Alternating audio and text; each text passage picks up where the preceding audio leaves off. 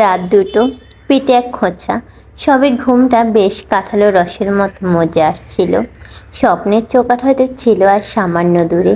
মধ্যবিত্ত বাঙালি জীবনে স্বপ্নটাই সব, দিবা স্বপ্ন আর নিদ্রা স্বপ্ন। স্বপ্ন দেখতে পারি বলেই বেঁচে আছি এখনো। সে প্রবাদ তো আছে, চটের সময় মুঠে রাজা। খোঁচা খেয়ে ঘুম ভেঙে গেল। কি ঘুমালে নাকি? প্রায়। কি করে অমন নিশ্চিন্তে ঘুমাও? বিছানায় পড়লে কি মরলে? লেডি ম্যাকভেলকে কি করে বোঝায় এই সাময়িক মৃত্যুটুকু জোরে বেঁচে আছে? আমাদের জীবনে একমাত্র নারিশমেন্ট হলো এই ঘুম।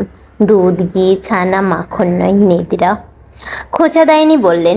কি করলে? খোঁজ নিয়েছিলে? কিসের খোঁজ বলো তো? মেয়ের বিয়ের বলেছিলে? কাকে বলবো? 5 জনকে। কাল সকালে বলবো। কোনো রকম আজকে রাতটা পার করে দাও। হ্যাঁ, ওই করে করে পার করে দাও। তুমি ভাবছো মাঝরাতে পক্ষীরা যে চেপে তোমার ভাঙা বাড়ির ছাদে কাশ্মীরি প্রিন্স এসে নামবে আর সোনার কাঠি রূপোর কাঠি ছুঁয়ে তোমার ধেয়ে মেয়েকে ঘুম ভাঙিয়ে হুঁশ করে আকাশে উড়িয়ে নিয়ে যাবে ওই ঘোড়ার মতন? কি ভাবছো? যখন কিছু একটা হয়ে যাবে বলো না মায়ের শাসন ছিল না। তুমি কি, তুমি কি মানুষ? কেমন নিশ্চিন্তে নাক ডাকছো পুরপুর পুরপুর? সত্যি করে বলো তো, কাউকে বলছো? বলেছি রে বাবা। আচ্ছা জ্বালাতন? হ্যাঁ, জ্বালাতন তো হবেই। নেচে নেচে কৃষ্ণ ঠাকুরটির মতো নিজে বিয়ে করতে বেশ মজা লাগছিল। আর মেয়ের বেলায় নাকি সর্ষের তেল? তোমার লজ্জা করে না? খাচ্ছ দাচ্ছ আর বগল বাজিয়ে ধর্মের সারের মতন ঘুরে বেড়াচ্ছ। তা কি করব? প্লাগ হাফমাট করে করুণ সুরে বেহালা বাজাবো?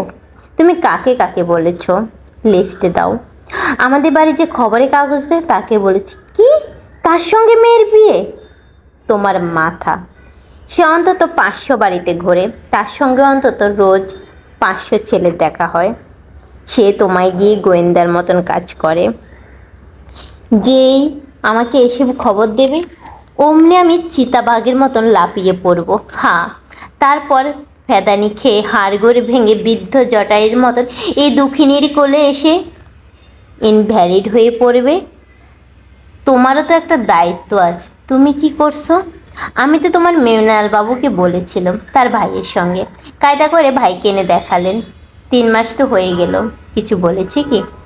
এখন বলে কি না মেয়েকে যেভাবে হোক খাইয়ে দাইয়ে মোটা করুন, তারপর বীরভূমে বাবা মায়ের কাছে নিয়ে গিয়ে ফেলুন।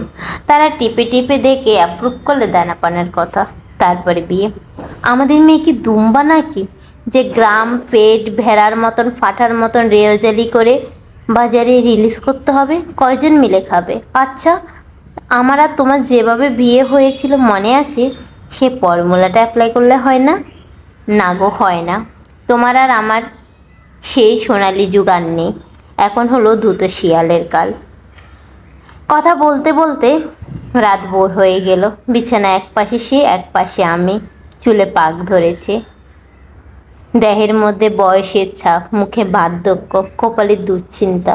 কন্যা সন্তানের জনক জননী তো। কি করে কন্যাদায় হব? বর্তমান সমাজে এই এক করুণ অবস্থা। জানি না কবে এর থেকে আমাদের সমাজ মুক্তি পাবে। নমস্কার, তিলোত্তমা ব্লগে থাকার জন্য অসংখ্য ধন্যবাদ।